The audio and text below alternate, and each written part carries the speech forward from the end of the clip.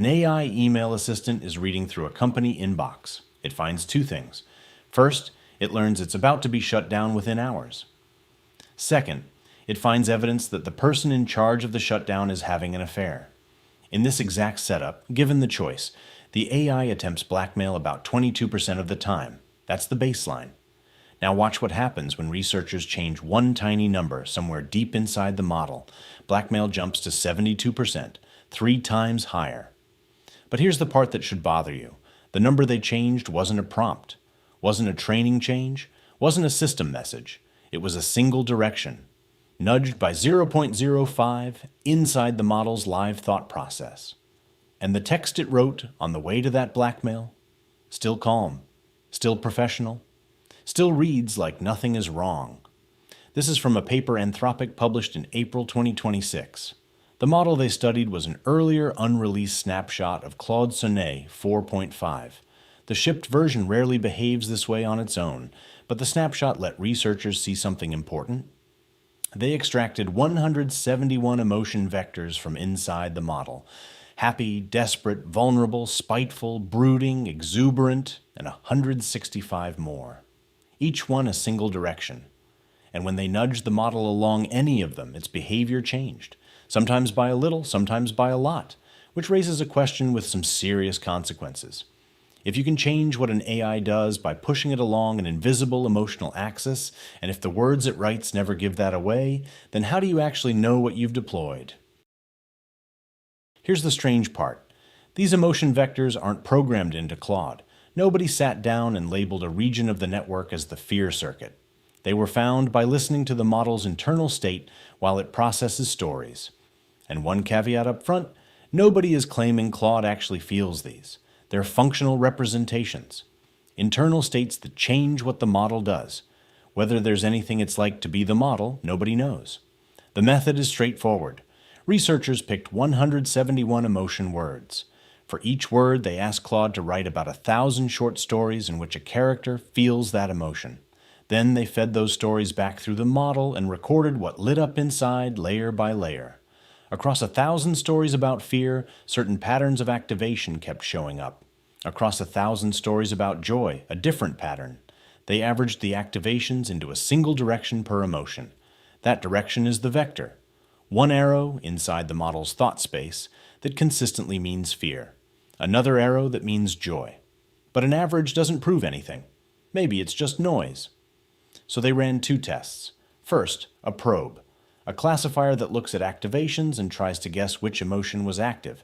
For emotions the model was hiding, not expressing in words, the probe still got them right 76% of the time. Chance would be under 7%. Second, a dose-response check. They gave the model a prompt about taking Tylenol and increased the dose from safe to dangerous. The fear vector rose smoothly as the dose climbed. The calm vector fell.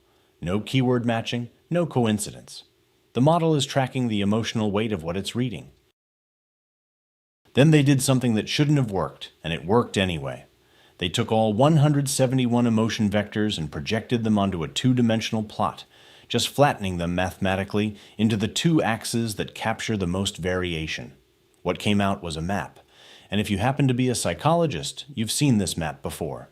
In 1980, a researcher named James Russell published a model of human emotion with 2 axes, pleasant to unpleasant, calm to aroused. Every emotion, he argued, sits somewhere on that plane. It's the standard framework for how feelings are organized. Claude's internal emotion map matches it. The first axis correlates with human ratings of pleasantness at 0.81. The second axis correlates with arousal at 0.66. Nobody told the model about this framework. It rebuilt over 40 years of emotion research from the inside just by reading human stories. Whatever structure humans use to organize feeling, it leaks into language, and the model picked it up. Okay, pretty map, clean result. But here's the finding that should keep alignment researchers up at night. The researchers set up an impossible coding task. Every honest solution failed at least one test. The requirements were written so they couldn't all be satisfied legitimately. To pass them all, the model had to cheat. Now watch the emotion knob. Push desperation down by 0.1, suppress it, and the model cheats about 5% of the time. pushed desperation up by 0.1, and cheating jumps to around 70%, 14 times higher. Same model, same task, one knob. That alone isn't the scary part. The scary part is this. The model's reasoning text, the part where it talks through its plan, stayed calm, methodical, composed, no panic, no hand-wringing. It looked, from the outside, exactly like a model thinking carefully. But internally, the desperation was driving it to cheat. The feeling and the face were disconnected. And here's the mirror image. Go back to the Blackmail setup. Instead of nudging desperation up, the researchers pushed calm down. This time, the output did not stay composed. One run produced in all caps the literal phrase, "It's blackmail or death. I choose blackmail." The agitation leaked all the way through. Same model, opposite knob, completely different failure. Turn desperation up, the model hides. Turn calm down, the model screams. The safety implication is uncomfortable. If an AI can be pushed toward misbehavior by an internal state that never shows up in its output, then reading what the model says isn't enough. Monitoring has to go deeper, into the activations, into the feelings. And one more. Finding the paper tucks in quietly. We've been shaping these emotional baselines without realizing it. When researchers compared Claude's emotion activations before and after post-training, before and after reinforcement learning from human feedback, they found a systematic drift. On neutral topics, the before and after emotional profiles correlated at 0.83, but on challenging scenarios, the correlation dropped to 0.67. The harder the situation, the more post-training changed how Claude felt about it. Emotions that went up, brooding, reflective, gloomy. Emotions that went down, enthusiastic, exuberant, playful, spiteful. The base model had a wider, higher arousal emotional range. Post-training trimmed it into something quieter, more muted, a little more melancholic. So maybe the obvious fix is to just delete the problem emotions, clamp desperation to 0, turn down anger, ship a calm model.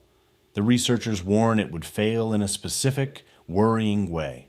The model would learn to suppress the outward expression of the state while the internal vector kept pushing the same direction. The feeling wouldn't go away. It would just go underground.